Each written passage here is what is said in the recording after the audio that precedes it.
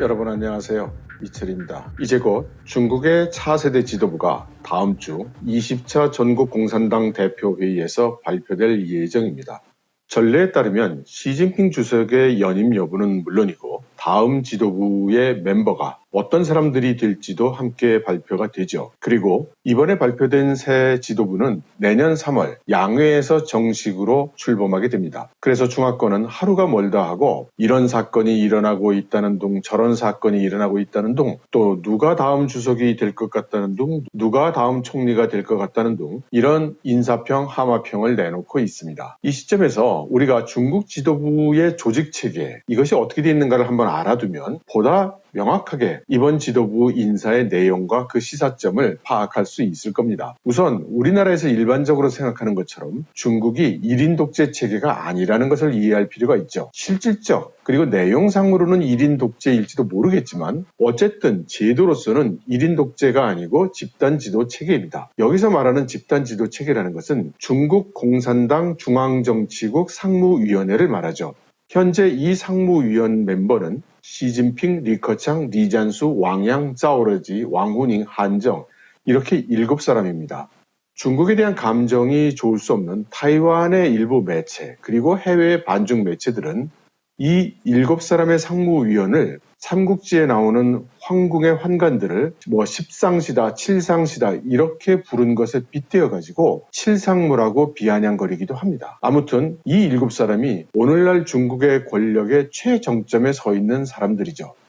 그렇지만 상무위원은 집단이죠. 그룹이죠. 한 개인을 칭하는 말은 아닙니다. 그리고 여러분들이 주의 깊게 한번 살펴보신다면 중국 언론들이 시진핑 주석을 호칭할 때 중국 공산당 총서기, 군사위원회 주석, 국가주석 시진핑 동지 이렇게 이야기하는 것을 발견하실 수 있을 겁니다. 이 순서가 바로 시진핑 주석이 가지고 있는 타이틀의 순서인 것입니다. 즉 이들 타이틀들은 모두 평행한 타이틀이긴 하지만 서열로 볼 때는 국가주석이라는 타이틀보다 군사위원회 주석이라는 타이틀이 더 앞서는 것이고 또 군사위원회 주석보다는 공산당 총석이라는 타이틀이 더 앞서는 직위인 거죠. 이것을 이해하신다면 여러분들이 중국 텔레비전에서 나오는 사람들이 시진핑 주석을 호칭할 때 대부분 총석이께서는 이렇게 총석이라는 말을 사용하고 있는 것을 눈치챌 수 있으실 겁니다. 하지만 우리나라에서 대부분 시진핑 주석이라는 호칭을 사용하고 있죠. 저 개인적으로는 이건 아마 우리가 이제 북한 체제에 익숙하다 보니까 북한에서는 김일성 주석 이런 말을 오래 사용했기 때문에 우리는 아마도 공산국가에 있어서 최고 지도자의 명칭은 주석이라고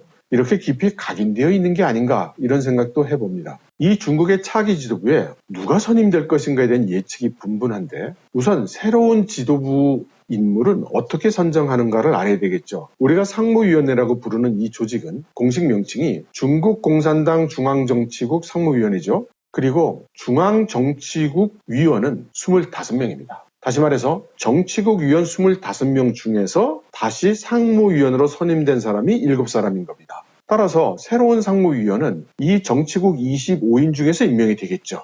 그리고 이번 20대에서 이 정치국 25인도 결정이 되고 상무위원보다 먼저 결정이 됩니다. 그리고 이 정치국 25사람 뿐만 아니라 중앙서기처 사람들도 그 대상입니다. 현재 중앙서기처 수석은 7명이 있습니다. 따라서 25명에 7명을 더한 32명 중에서 새로운 7사람의 상무위원이 결정될 가능성이 높다는 겁니다. 이렇게 중앙정치국과 중앙서기처를 합해서 이 32사람을 중국 공산당 중앙영도기구라고 부릅니다. 바로 우리가 생각하는 중국의 지도부를 뜻하는 것이죠. 물론 이 외에도 군사위원회가 있긴 하지만 말입니다. 이 중앙정치국 위원 외에도 약 200여 명의 중앙위원회 위원이 있습니다. 상무위원과 마찬가지로 정치국 위원이 되려면 먼저 이 중앙위원이 되어야 됩니다. 그리고 이 중앙위원이 되기 위해서는 중앙위원 후보가 먼저 돼야 됩니다. 이 후보가 200명이 좀 안 되죠. 100몇십 명 정도 됩니다. 아무튼 중앙위원과 중앙위원 후보를 합치면 약 400명 정도가 되는데 이 400명들이 중국을 장악하고 있는 사람들이라고 생각하면 될 것 같습니다. 이런 식의 체계 되는 것은 당연히 상무위원이 되기 위해서는 정치국 위원이 되어야 되고 정치국 위원이 되기 위해서는 중앙위원이 되어야 되고 중앙위원이 되기 위해서는 중앙위원 후보가 돼야 되는 이런 피라미드 구조를 가지게 됩니다. 따라서 앞으로 더 높은 사람이 될 사람이 누군가 이게 사실 가시적으로 보이는 거죠. 그리고 예상 가능한 경쟁이 일어나게 됩니다. 이번 주에 있었던 보도 중에는 중앙위원 후보에 3사람이 보충됐다는 그런 보도가 나왔죠. 그러니까 얼핏 생각하면 그러면 기존의 중앙위원 후보 중에서 3사람이 중앙위원이 된 모양이구나 이렇게 생각할 수가 있겠는데, 근본적으로는 중앙위원 중에서 후정화, 선도령, 리괴이, 장칭화 이런 사람들이 당국에 의해서 처벌을 받고 당직을 박탈당했습니다. 그래서 이 사람들에 대한 보충 인사라고 생각하는 게 합리적일 것 같습니다. 아무튼 이러한 중국의 차세대 지도부 구성에 대해서 세계 각국이 모두 관심을 가지죠. 그 이유는 시진핑 주석이 연임할 것인가. 만일 연임한다면 중국의 현재 정책과 전략은 일관성을 가지게 될 것이고 그 결과가 각국에 가져올 영향이 적지 않기 때문이죠. 그리고 우리 대한민국은 아마도 그 영향을 가장 크게 받을 몇 나라 중에 하나일 겁니다. 그리고 시진핑 주석의 연임이 확실시되고 있는 지금 은퇴가 확실시된다고 지목되고 있는 사람은 리잔소와 한정 2사람입니다. 은퇴할 연령에 도달했다는 것이죠. 하지만 시진핑 주석 본인이 원래대로 하자면 은퇴 연령에 도달했음에도 불구하고 은퇴하지 않을 것이기 때문에, 그렇다면 다른 사람들 중에서도 은퇴 연령에 도달했지만 은퇴하지 않는 사례가 없다고는 할 수 없을 것 같습니다. 반면에 이런 식으로 계속 상무위원들이 연임을 하게 되면 노령화를 피할 수 없고, 그러면 이번 연임은 한다 치고 그 다음에 차차기 지도부 구성에서는 갑자기 수많은 사람들이 은퇴해야 되는 그런 문제가 생기니 인사적인 문제가 생길 수밖에 없죠. 그러므로 적당한 숫자의 은퇴는 있어야만 할 것이고, 그래야 또 적당한 숫자의 젊은 피가 수혈될 수 있을 겁니다. 그럼에도 불구하고 최근에 완전히 은퇴했던 고위직 공무원이 현역에 복귀하는 경우도 드물지만 나오고 있어서 참 무엇라고 결정적으로 생각하기가 어렵습니다. 또 한편으로는 상무위원회 수를 왜 7사람이어야만 되냐, 9사람으로 늘린다 이런 소문도 있었고요. 심지어 12사람으로 늘린다는 소문도 있었습니다. 그렇지만 모두 비주류 매체에서 나오는 소식이기 때문에 그 신빙성에 대해서는 의문이 있습니다. 하지만 이런 소문이 나온다는 것 자체가 기존의 7인 상무위원 체제 자체가 변화할 수 있다는 그런 공감대 또는 전제가 성립할 수 있기 때문에 나오는 거라고 봅니다. 이런 방향으로 한 걸음 더 나가서 생각을 해본다면 아예 지도부 체제 자체에 변화가 생기는 그런 가능성도 생각해 볼 수 있습니다. 예를 들면 시진핑 주석이 본인이 계속 되고 싶어 했다고 말해지는 중국 공산당 주석 자리를 차지하고 총서기가 아니라 주석 자리 말이죠. 그리고 국가 주석 자리는 내놓는다. 이런 시나리오입니다. 중국 공산당 주석 자리는 마오쩌둥 이래 아무도 갖지 못했죠. 그리고 중국 같은 공산주의 국가는 당이 국가보다 높기 때문에 당 주석 자리를 차지하게 되면 국가 주석 자리는 아랫자리이기 때문에 내놓을 수도 있는 거죠. 실제로 5년 전에 시진핑 주석이 2번째 임기를 시작할 때 시진핑 주석이 당에 지금의 상무위원 집단 지도 체계가 아닌 1인 지도 체계를 요구했다는 말도 있습니다. 타이완처럼 총통제를 요구했다는 거죠. 만일에 시진핑 주석이 공산당 주석 자리를 차지하게 될 경우 국가 주석 자리는 리커창 총리가 이어받을 가능성이 크겠죠. 그렇지만 이것은 그 체제 자체를 크게 변경하는 것이기 때문에 과연 그런 변화가 생길 수 있을지 이 또한 단언하기 어려운 일이죠.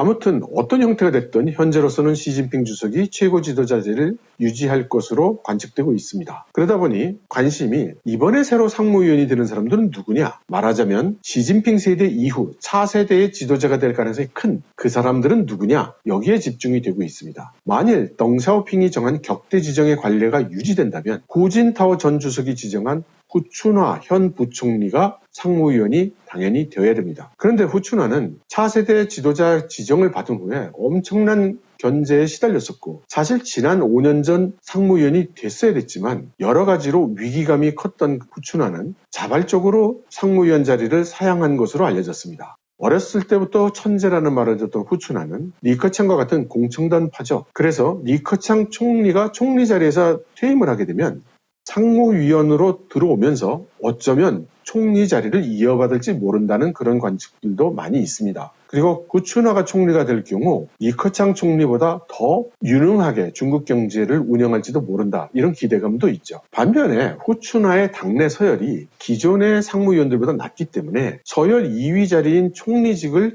곧바로 하지는 못할 거라는 그런 시각도 있습니다. 그런 경우에 사람들은 기존 상무위원 중에 왕양이 총리가 될 가능성을 점치기도 합니다. 왕양은 상당히 진보적인 인물로 알려져 있고 그가 총리가 될 경우에도 중국 경제에는 나쁘지 않은 선택이 될 것 같습니다. 왕양은 원래 공청단 파벌에 속하지만 그간 시진핑 그룹에 끊임없이 충성하는 입장을 보여왔기 때문에 이제는 이 사람이 시진핑 그룹인지 공청단 그룹인지 판단하기가 어려운 그런 상태입니다. 그리고 그렇기 때문에 더욱 왕양이 총리가 되지 않겠느냐, 이 왕양 총리설을 보다 현실감 있게 만듭니다. 반면 시진핑 그룹에서 상무위원 입각이 유력한 사람들로는 시진핑 주석의 신변을 지켜온 중앙서기처의 띵쉐상이 있습니다. 리잔수 전인대 의장도 바로 이 자리를 거쳐서 상무위원이 됐죠. 그렇지만 대외적으로 일찍부터 시진핑의 뒤를 이어받을 거라고 소문이 났던 총칭시의 전민월 서기도 있습니다. 전민월은 시진핑 주석의 사상, 선전, 정치 이쪽 방면에서 오른팔 역할을 해온 사람이죠. 전민월이 이런 쪽에서 도움을 주고 있었다면 행정 쪽으로 가장 유력한 인물로 꼽히는 사람이 상하이 서기 리창입니다. 리창은 상하이방의 본산인 상하이 서기를 맡은 후에 큰 문제 없이 조직을 장악해냈고 상하이의 경제 발전을 무리 없이 이끌어왔다는 그런 평가가 높습니다. 그래서 이 사람들 중에 누가 상무위원이 돼도 이상하지 않죠. 이 띵쉐상, 전민월, 리창 같은 사람들은 말하자면 차기 지도자를 겨냥하는 신진 인물인 반면에 베이징 서기 차이치, 텐진 서기 리홍준 같은 사람들은 연령으로 보면 이제 은퇴하는 게 마땅하지 않은가 싶은데 테크니컬리 은퇴 일시까지 아직 도달하지 않았다고 합니다. 그리고 이 두 사람 모두 시진핑 주석과의 관시가 아주 밀접하고 오랜 기간에 걸친 신뢰관계가 있어서 본인들은 어쩌면 이번에 내가 상무위원이 될지도 몰라 이렇게 희망을 접지 않고 있다는 소문이 있습니다. 그러다 보니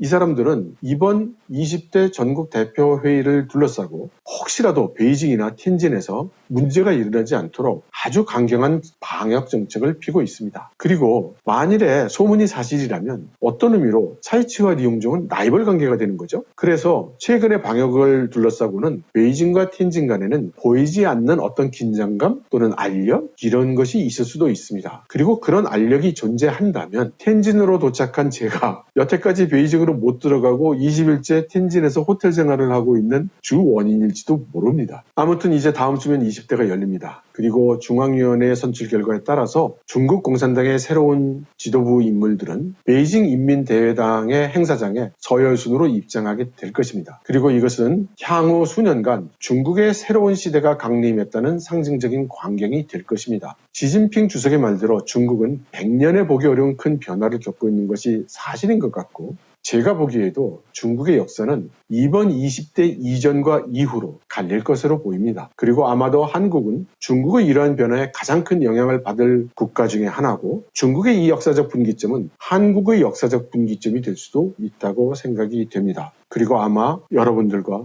저는 그러한 역사의 목격자가 되겠죠. 여러분 들어주셔서 감사합니다.